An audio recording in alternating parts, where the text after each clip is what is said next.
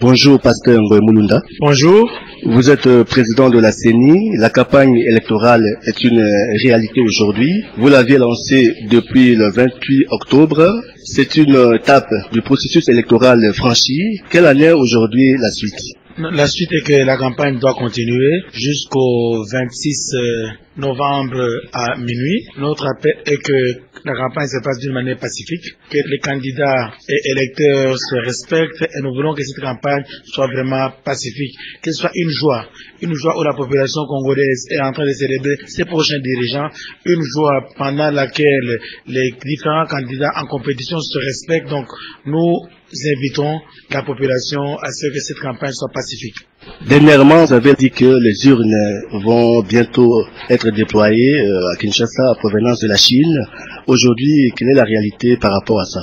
Moi, je vous parle, 2 avions atterrissent à Kinshasa, 747 en provenance de la Chine, avec plus de 50 tonnes d'urnes. Il y a 3 jours, les urnes sont arrivées à Lubumbashi, donc les urnes commencent à arriver et nos collègues de la MONUSCO vont commencer maintenant à les déployer à l'intérieur du pays. Donc les urnes arrivent. Les électeurs doivent être assurés que les élections auront bel et bien lieu, parce que ça aurait été l'obstacle, ça aurait été le frein au processus si on n'avait pas d'urnes. Dieu merci, merci au gouvernement, merci aux partenaires, merci aux Chinois qui ont beaucoup travaillé. Les urnes sont en train d'arriver. Vous pensez que les déploiements dans les provinces, ça va prendre combien de temps? Nous disons que nous devons mettre fin au déploiement le 25 novembre. Chaque bureau de vote doit avoir tout son matériel, excepté selon la loi, les bulletins de vote qui seront déployés 48 heures avant le vote. Ça, c'est la loi qui nous l'exige. On ne déposera pas les bulletins avant, ce sont des documents sensibles. La loi nous demande de les déployer 48 heures avant le vote. Concernant le bulletin de vote, vous avez dit que l'impression de ce bulletin de vote va intervenir, sauf imprévu, le 10 novembre, presque à 18 jours de la date précise du début des élections présidentielles et puis législatives. Ça sera possible? Non, on a déjà commencé à imprimer pour les présidentielles, l'impression est en cours.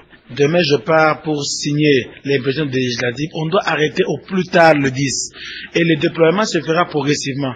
Une fois qu'on a un lot et on déploie selon les endroits. Maintenant, on est en train de déployer pour les zones les plus éloignées, les zones les plus difficiles, afin de permettre à la MONUSCO et aux gens qui déploient de déployer à temps. Donc, on est en train de déployer progressivement. On n'attendra pas la fin.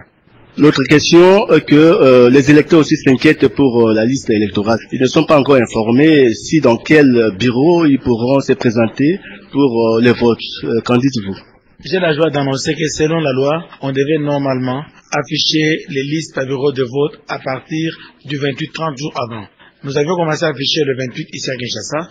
Nous avons interrompu. Je voudrais profiter de la radio Okapi aujourd'hui pour annoncer à notre population que le nombre de bureaux de vote est passé de 62 000 à 63 000 et plus. Pourquoi? Parce que nous avons envoyé les gens dans le repérage. Et dans le repérage, on a découvert qu'il y avait encore trop de distance. Pour les réduire, on a augmenté les 1800 bureaux de plus. C'est pour cela qu'il fallait qu'il y ait une décision et une annonce du bureau. Et qu'on puisse maintenant refaire l'allocation des candidats. On l'a fait, le bureau de la CENI, par ma personne, a signé la décision. Aujourd'hui, nous aurons 63 000 bureaux de vote. Au moment où je vous parle, à travers Kinshasa, on a commencé par Lingwala à afficher les listes par bureau de vote. Et nous invitons la population d'aller savoir, d'aller identifier leur bureau de vote afin que le jour du 28, les choses soient faciles. À vous attendre, dit Monsieur le Président, c'est comme si vous serez au rendez-vous le 28 novembre. Vous l'avez bien dit, nous sommes au rendez-vous le 28 novembre. Nous allons aller aux urnes le 28 novembre. Il n'y a pas de contraintes d'ordre logistique. Nous avons des défis d'ordre logistique qui sont là. Et les défis sont réels, mais nous allons les surmonter avec la bonne volonté du personnel de la CENI et l'engagement de notre partenaire, principalement la MONUSCO et le gouvernement sud-africain qui transporte les urnes et aussi notre population. On va y arriver. C'est un défi important. C'est pas facile, une montagne à surmonter, mais nous allons la surmonter. Si alors les difficultés persistent, pouvez-vous envisager de découpler les élections? Il n'y aura pas de découplage, il n'y aura pas de report. Les élections se passeront le 28 et les 2 couplés. La dernière question, la campagne électorale est en train de se dérouler avec un peu de violence par-ci par-là. Quel est le message que le président de la CENI lance pour un apaisement pendant toute la période de la campagne électorale? Nous faisons appel à la population, aux militants et aux candidats de mener une campagne pacifique, de mener une campagne de paix. Si on se retrouve que dans certains endroits, il y a eu tellement de violence et que les gens n'ont pas voté, mes amis, ces résultats ne seront pas comptés. Je vous remercie, Monsieur le Président de la CENI.